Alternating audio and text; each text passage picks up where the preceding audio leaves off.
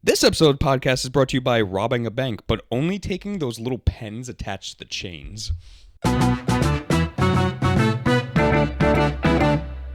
Ladies and gentlemen, welcome back to Roll the Credits, the podcast, the only podcast that had a romantic something with a hand, with it, cousin it, Yeah. or thing. Which one is from Thing? No, the thing was like the hairy one, I think. I thought Thing. Maybe that was. I think Thing is the hairy one. I didn't watch the Addams Family. What? I didn't. Oh. I could care less about the Addams Family. Family's okay. You liked Wednesday. Yeah, Wednesday was good. What's her name? Jenna Ortega. Oh, you said that. You like her? You think she's pretty? She's pretty. Okay. Isn't she like 14? No, she's 20, I think. Or 21. It's like it's on the cusp where it's like I shouldn't be saying that. Well, I incriminated myself. Anyways, we're here to talk about I Lost My Body. Netflix original.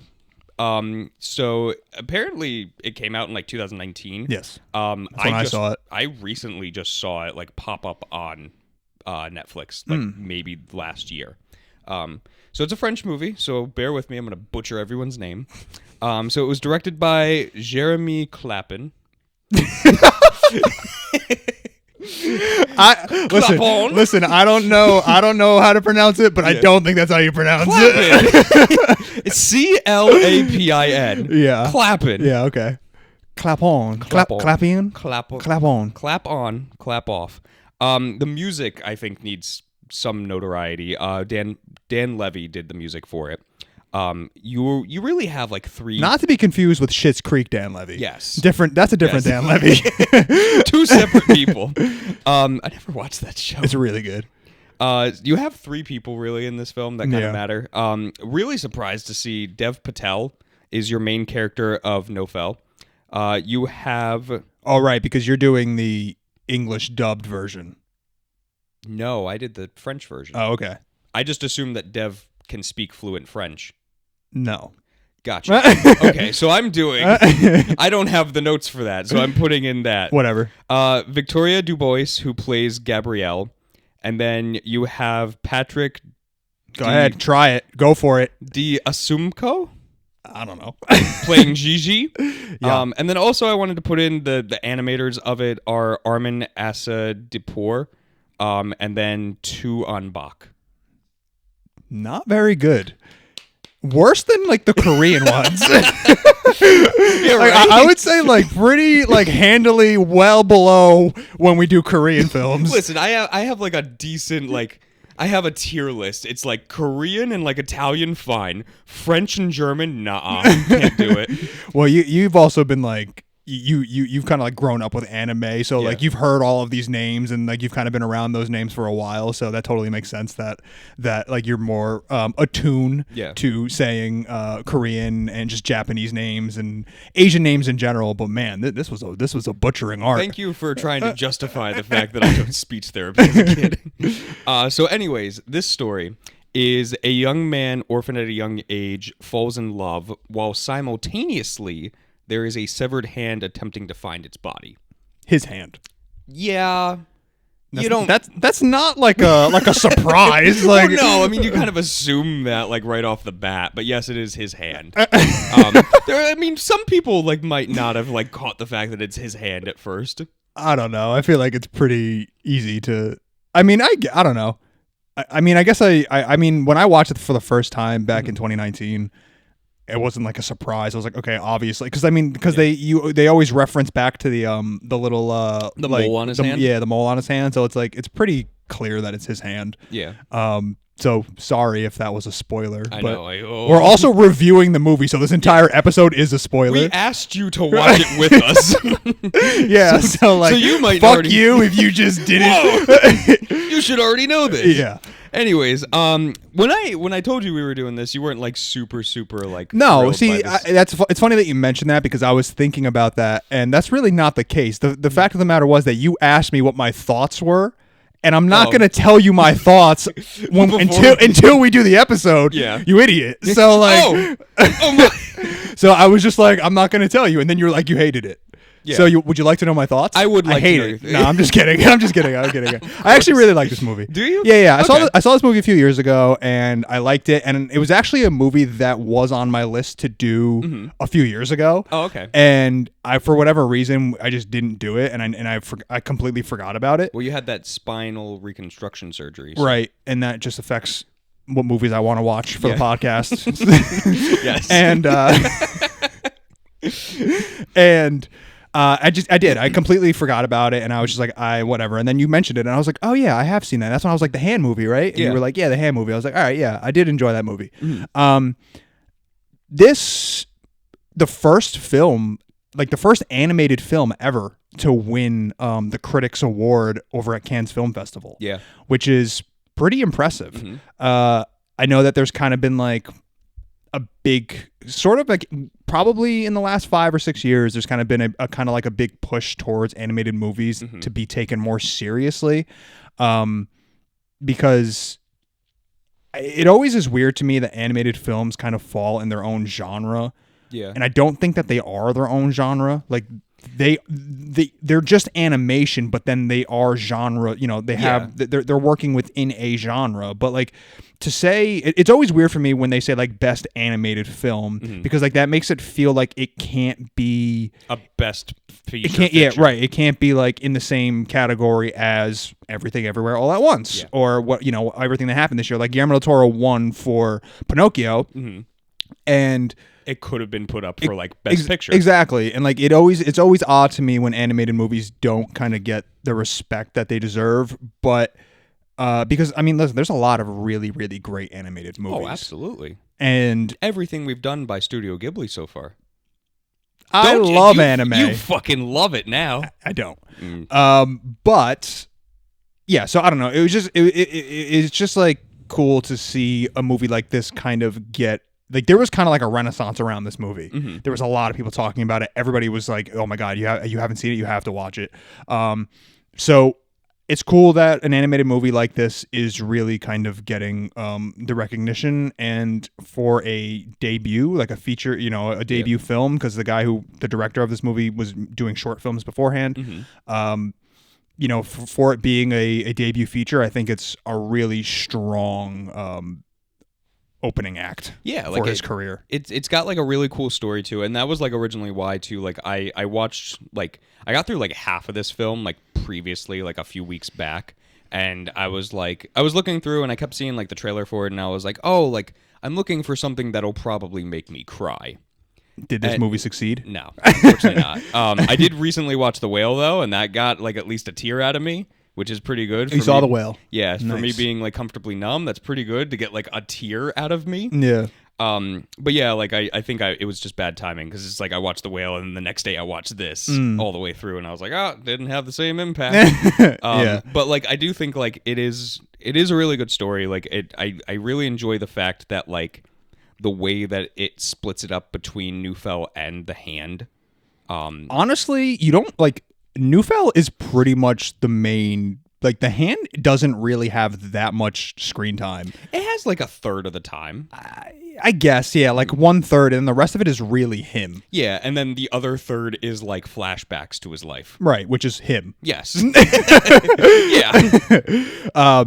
But yeah, I mean that was kind of like the one kind of complaint that I had. Like I kind of was like, I kind of wish that we were able to almost just stay with The Hand entirely and still have that kind of like emotional payoff. But granted, this film is based off of a book, so like they're kind of following what was already there. Yeah. But I do sort of wonder what the film could have been if we only stayed with The Hand, because there was also a thing happening with this movie where they were originally trying to do like voiceover for The Hand. Like the hand was going to speak essentially and have like inner dialogue. And like that would have felt weird to me. Yeah, I wouldn't have. I'm glad that they didn't do that. Like, if they tried to do like sign language, like maybe, even that would be kind. I mean, it's weird because like you need both hands to do most like things for sign language. Yeah, but yeah. So like, I'm glad they didn't go there, but I do kind of wonder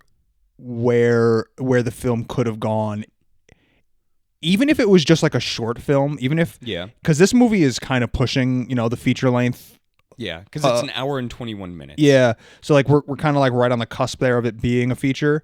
But I do wonder where we could have gone if we primarily stayed with the hand, and if they would have been able to make it as emotional as it is in this movie. Like, I'm wondering if they would have been able to accomplish that strictly by keeping it just with the hand. Yeah, I think like even too, like if we just did like a few more scenes with the hand, because like obviously like you need like the Neufeld like stuff to kind of get the point across that like one, it is his hand, and two, that like it's his story. Yeah. But yeah, like if we had like a few more things of like the hand just kind of like trying to get back to his owner. Like I really like the scene where it's like he's standing up on top of the building and like he looks across and he sees like the igloo, and it's like the guy that was like spray painting the walls and everything puts like "I am here."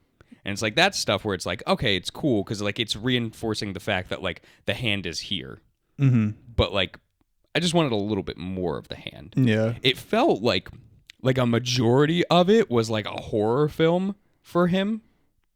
How so? What do you mean? Well, like pigeon murder.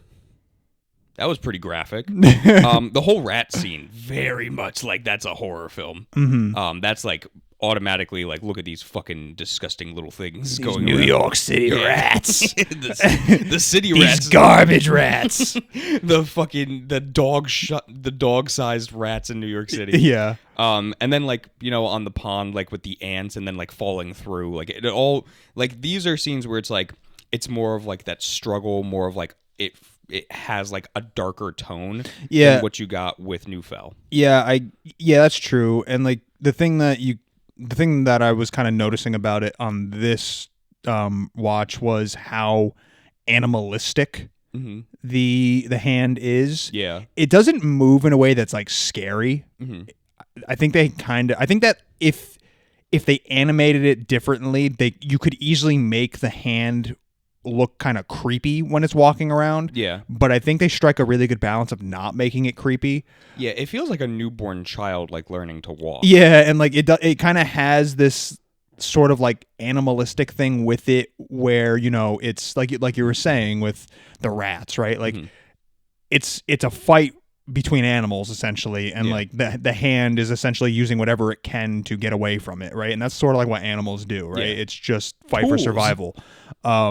So I think that was really cool for them to be able to accomplish a really good balance of it not being freaky, but then also being like the setting around it is scary, because it's like a hand really isn't that big. Yeah. So when you put it in the real world, it's like, oh yeah, you're about the size of a New York City rat. Yeah. Like everything is so big to you, and like you could get squashed at any moment, or if you fall in the cracks of something and all of a sudden you're in a completely new location. Yeah. It's like, that is pretty horrifying. Exactly. Like even too with the dog, it's like a dog like normally isn't like that terrifying. Yeah. But to something that's small, like that's like a god to you. Yeah. The animation, You don't like. I kind of went back and forth. I've been the guy in this podcast to be like pushing for animation, and I didn't love it. It's a little choppy. It is a little choppy, like, and some degree, like that's kind of like the style of the film. Like it wants to kind of be like this. You could go as far to say the hand got chopped off from his body. The animation is choppy. I hate it. That was a bad reference. But yeah, I mean, like it is kind of like a little. It feels like at some point where it's like it's a rush drawing, like a rough draft type thing. Because it's so weird. Because it's like in the beginning, like all the stuff of like the flashback, and then like when the hand like first starts moving, like that first scene like in the laboratory, like looks really good.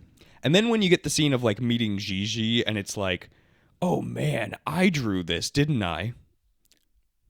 I don't know. I didn't love it. I don't think it's that bad. I really didn't mind the animation in this one. And I mean, this is a pretty small budget movie. Yeah. So like, I kind of give him a little bit of a pass.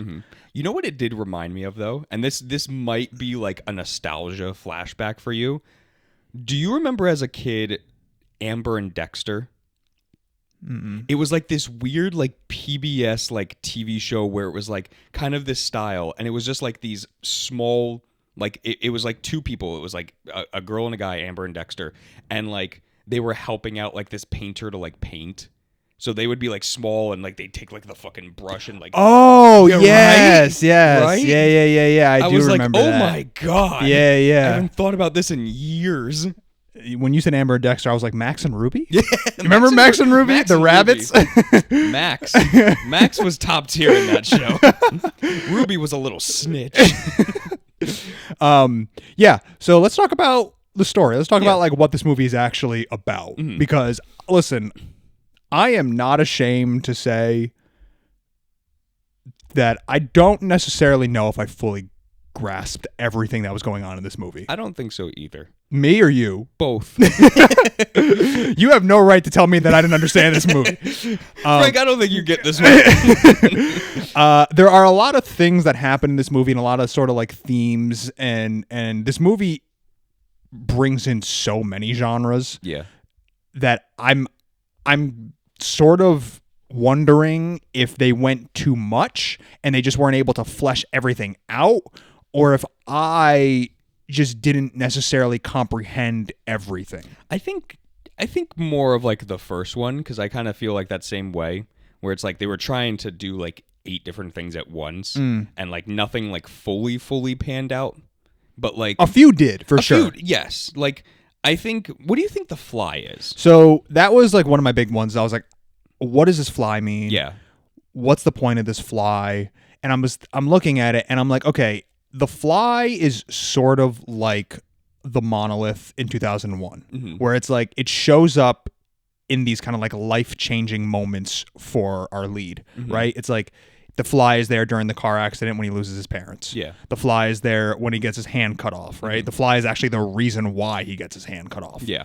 And then he has like the flies around when, you know, his father is teaching him to how to catch the fly, which he never does. Yeah. So like that feels weird to me, that like there's a scene in the opening when he's a child and he's like, the father is like teaching him how to catch this fly and he never fully accomplishes it. And it's like, that feels strange for a character to never, for you to like make that an entire scene and it's kind of like a big point of the movie, and then you have your character not succeed. Yeah. I know, but that's what I was kind of thinking. And I kind of like it Yeah. a little bit, because it's like in reality, right? Like in We the don't world, always you don't succeed. always, you don't always get what you want, and you don't always succeed in what you're trying to do. But in a movie, in an animated movie especially, it really just felt hollow. Yeah. I was like he didn't get it. Yeah. So like but on the opposite end, you could be like, that's realistic. it is, but this movie is not realistic. So like, Well, yeah. Besides the hand. so like, I don't know. It's just I don't know what the Fly means, truthfully. For me, I guess I'm thinking that the Fly is essentially just like, it represents like change in his life, and it represents like these big things that are happening to him. And of course, at the end when he gets his hand cut off, it's like you've now lost a part of you. Yeah. Even though he like loses his parents as well, which is like losing a part of him. So I think that like there's some symbolism there between the hand getting chopped off and him losing his parents, and he's sort of the reason why. Like that hand that he's using to hold out with the microphone is the reason as to why his parents are dead, essentially. Yeah. So like him cutting off that hand, I think I'm talking myself into understanding this. him cutting off that hand would then Be like freeing himself from the guilt. burden of it, and more of like accepting death, of like accepting like their death. Yeah. I like, as like this is a whole like That wasn't grieving- too bad. No, that's not. Like I kind of talked my way through that. there's a whole like grieving process. Yeah. And I like that because you do this thing where it's like, for like the metaphors where it's like you don't look them up. No. I started doing that too, where it's like that. I like that for this film. Like Yeah. with the Fly. I mean, the only other thing that I kind of put in was like, I took it kind of literally, like when the dad is like, you know, you have to like, you can't like go and grab it like where it's at. You have to grab for like where it's going to go. And he never does. No, because he's a child. Yeah, but even as an adult, he never Oh, does. yeah. He's always like Well, he's behind hungover. it.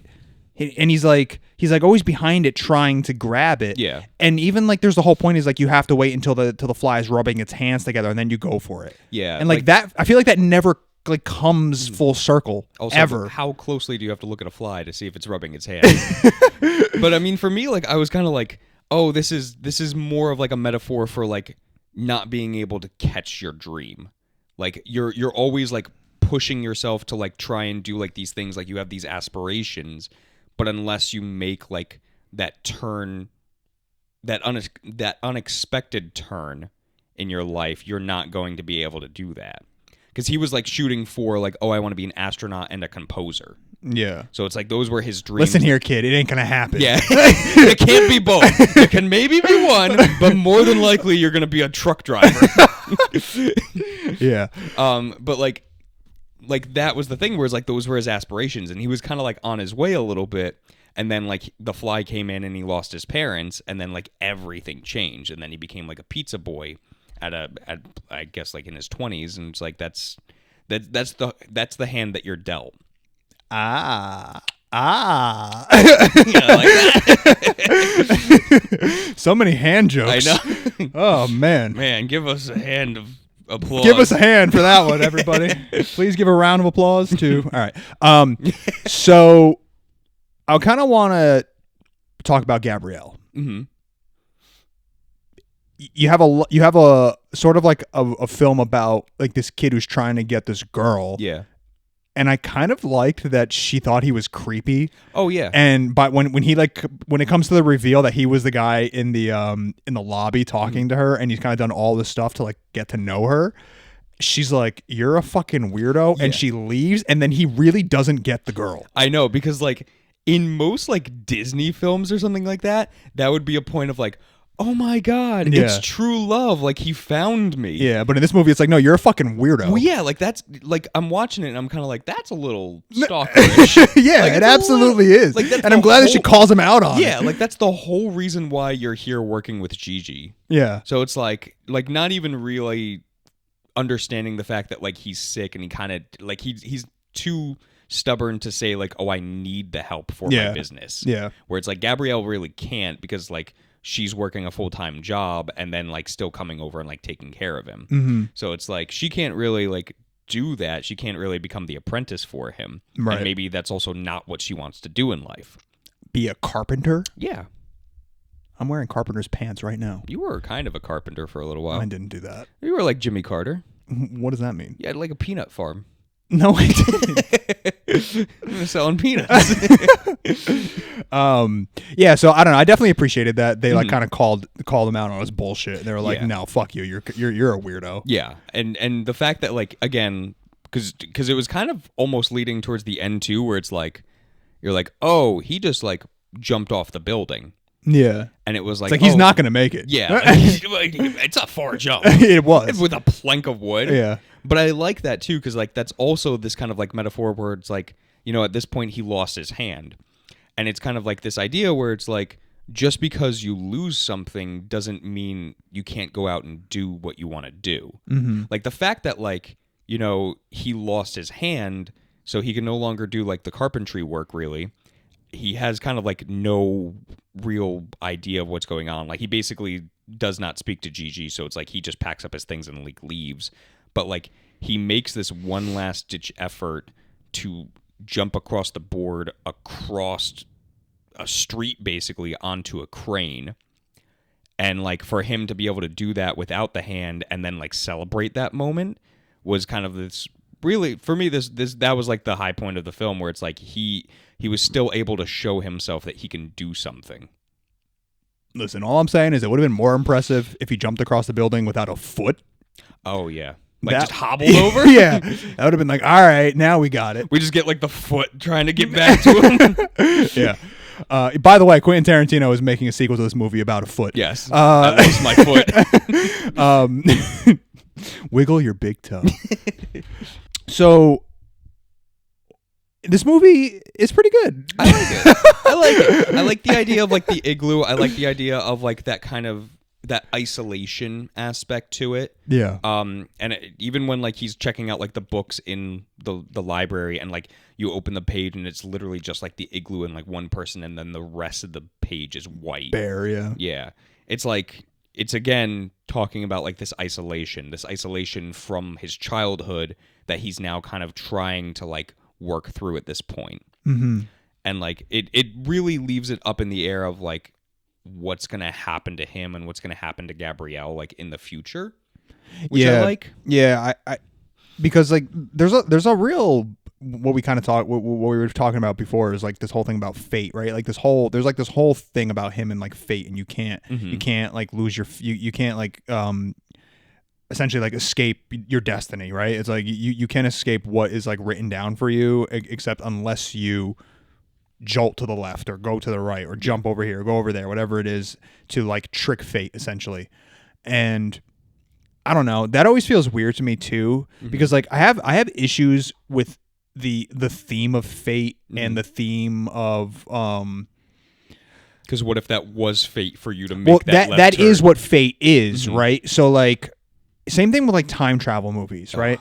If you go hate time travel movies. If you watch like a movie about time travel, and it's like, oh, we have to stop this from happening, because if we don't stop this from happening, then this is going to happen, right? Yeah. But it's like the way that time works, and the way that this would work is the reason why it happened the way that it happened is because you are interfering with it.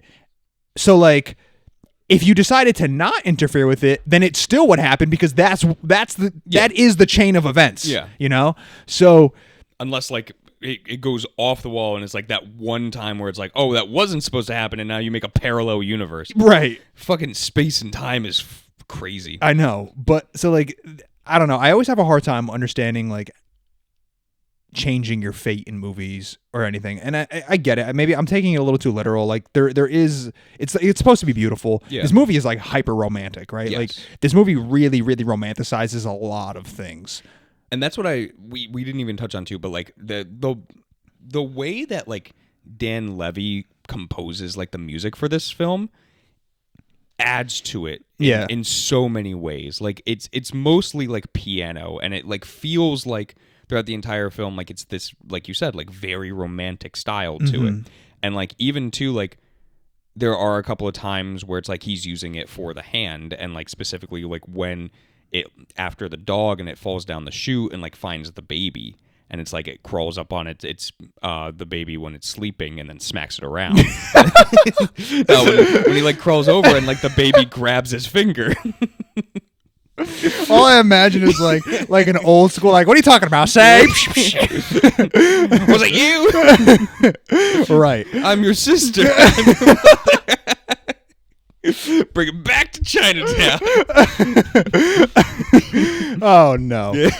No. This movie is like really hyper romantic. Yes. You know, you have your lead character who really romanticizes the little things. He's out there like doing field recordings, and just like loving life and just listening to it. There's a really, I mean, it's kind of fucking really sad, like where he kind of goes back and because he has the car accident recorded, and he kind of just listens to it,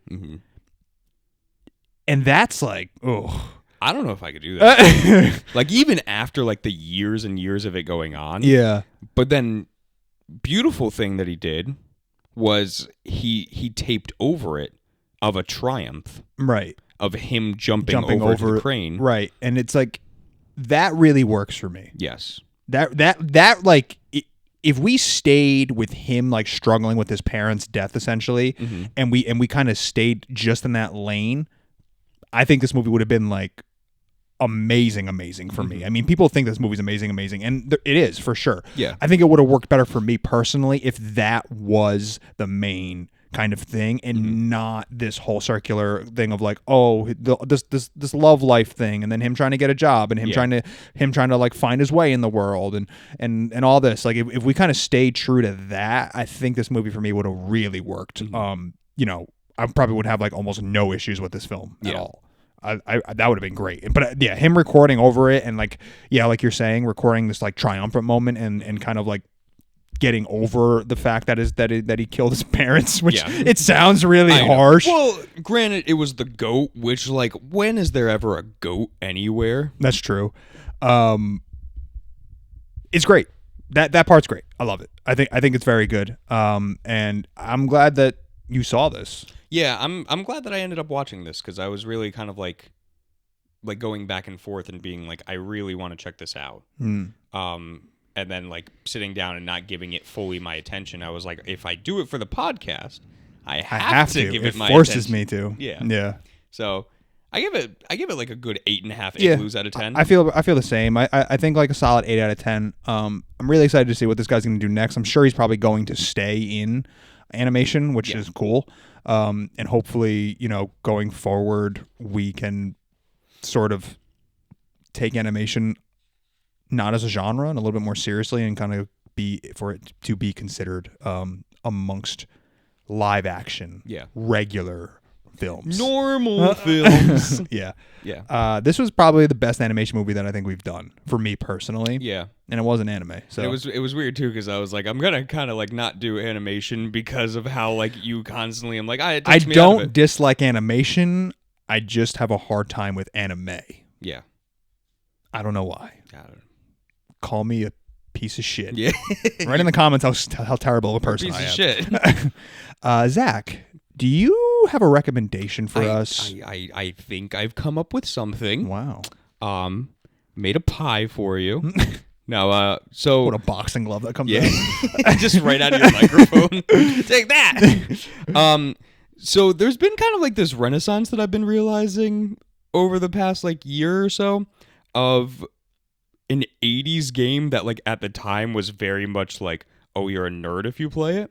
And now everybody I talk to is apparently playing it. A lot of video game recommendations lately. It's not really a video game. Oh, okay. It's Dungeons and Dragons though. Oh, okay. Surprisingly, really fun. First time ever playing it. So somewhat recently. I played it like 3 years ago for the first time ever, like on kind of like this whim of like, oh, I was having a New Year's Eve party, and like Let's get crazy tonight. well, and play yeah, Dungeons and do Dragons. Dungeons and Dragons. So we were like, oh, let's just have a couple of drinks and then start playing Dungeons and Dragons. And I was like, this is really cool. And then about like a few weeks back, my brother Matt was like, hey, I talked to like one of our buddies, Winston, and was like, we're gonna try and do like an actual campaign. So we did that, and like again, we're kind of doing D&D, which is Dungeons, Dragons, and Drinking. Okay. But we're responsible. But no dicks. No dicks. No extra D. Well, we're getting there. Only dicks allowed, though. Yeah. There's no women playing this, I would There's imagine. one. Really? My brother's wife is playing. Ah. My fiance doesn't want to play. Yeah. I don't get She- why. Oh, those yeah. divorce papers are sounding. Right before we even get there. But yeah, like so we're playing this one campaign. It's called Icewind Dale, Rim of the Frost Maiden. Yeah. So it was I literally know nothing about Dungeons and Dragons. it was created by Christopher Perkins. It's actually like a lot more easier than you think. Like you like the idea that like people are like, oh, you basically like make it up in your head is like what turns them off of it, because like there's no like board or like anything like that. But like you can kind of, people have gone crazy. Like you can make like your own little like figure, like miniature. People make like actual like creatures so that way you can like fight them in a sense. Or you can at least get like a visual for it. Right. And then like they make maps of like everything for like whatever campaign you want to do. And it's really cool because like if you don't know what like Dungeons and Dragons is, like you really like you kind of take turns like actually doing life. Like if you want to be like, oh, I want to like jump up this cliff and like check and see like where we have to go next, you have to roll for that. You have to. I don't know what that means. You have to roll a dice. Okay. And if you fucking like, it's a 20-sided dice. So is that the only thing that like? Is there a box set for Dungeons and Dragons that you buy, or do you just have to get a dice? Is it a die?